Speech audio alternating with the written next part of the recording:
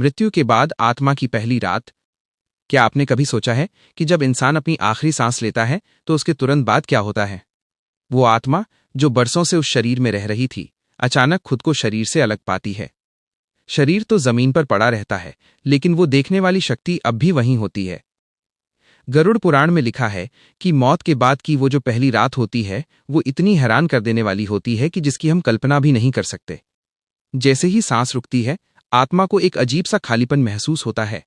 वो अपने ही मरे हुए शरीर के पास खड़ी होकर सब कुछ देख रही होती है। उसे यकीन ही नहीं होता कि अब उसका इस शरीर से कोई नाता नहीं रहा।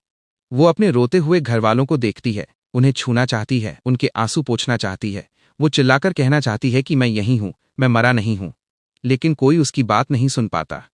वो दीवारों से टकराती है, अपनों को गले लगाना चाहती है, पर उसके हाथ हवा की तरह खाली रह जाते हैं। वो लाचारी उस पहली रात का सबसे बड़ा दर्द होती है। जब घर में अंतिम संस्कार की बातें चल रही होती हैं, तब उस आत्मा के सामने उसके पूरे जीवन की एक फिल्म जैसी चलने लगती है। उसे याद आता है कि उसने कब किसी गरीब की मदद की थी और कब किसी का दिल दुखाया था। उसने कब लालच में आकर झूठ बोला था और कब निस्वार्थ होकर किसी का साथ दिया था। हर एक छोटा बड़ा काम उसकी आंखों के सामने नाचने लगता है। अच्छे काम देखकर उसे सुकून मिलता है, लेकिन अपनी गलतियों को याद करके वो आत्मा पछतावे से कांप उठती है। उसे समझ आता है कि जिस पैसे और जायदाद के लिए उसने सारी उम्र भाग दौड़ की, वो सब तो यही मिट्टी में मिल गया।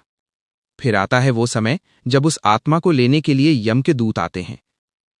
कहते हैं कि जिन्होंने अपनी जिंदगी में सिर्फ गलत काम किए होते हैं, उनके सामने यमदूत बहुत ही डरावने रूप में आते हैं। उनकी बड़ी बड़ी जलती हुई आंखें देखकर आत्मा खौफ से भर जाती है। वो भागना चाहती है, छिपना चाहती है, पर यमदूतों की पकड़ से बच नहीं पाती। वही दूसरी तरफ जिन्होंने अपनी जिंदगी में प्यार और दया बांटी होती है, उनके लिए वही दूत बहुत ही शांत और दिव्य रूप में आते हैं। वो बड़े प्यार से आत्मा को सहारा देते हैं और आगे का रास्ता दिखाते हैं। आखिरी सफर की शुरुआत।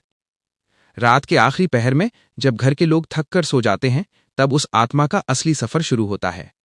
वो रास्ता कोई आसान रास्ता नहीं होता। कहते हैं कि वो रास्ता वैसा ही बन जाता है जैसे इंसान के कर्म होते हैं। किसी के लिए वो रास्ता तपती हुई आग जैसा होता है, तो किसी के लिए ठंडी छांव और फूलों जैसा। ये सब इस बात पर तय होता है कि हमने अपनी जिंदगी कैसे जी थी। आखिरी बात, ये शरीर तो एक दिन मिट्टी में मिल जाना है, लेकिन हमारी आत्मा हमेशा रहती है। मौत कोई अंत नहीं है, ये तो बस एक नए सफर की शुरुआत है। इसलिए जब तक सांसें चल रही हैं, कोशिश करें कि हम दूसरों को खुशियां दें, प्यार बांटें और नेक काम करें।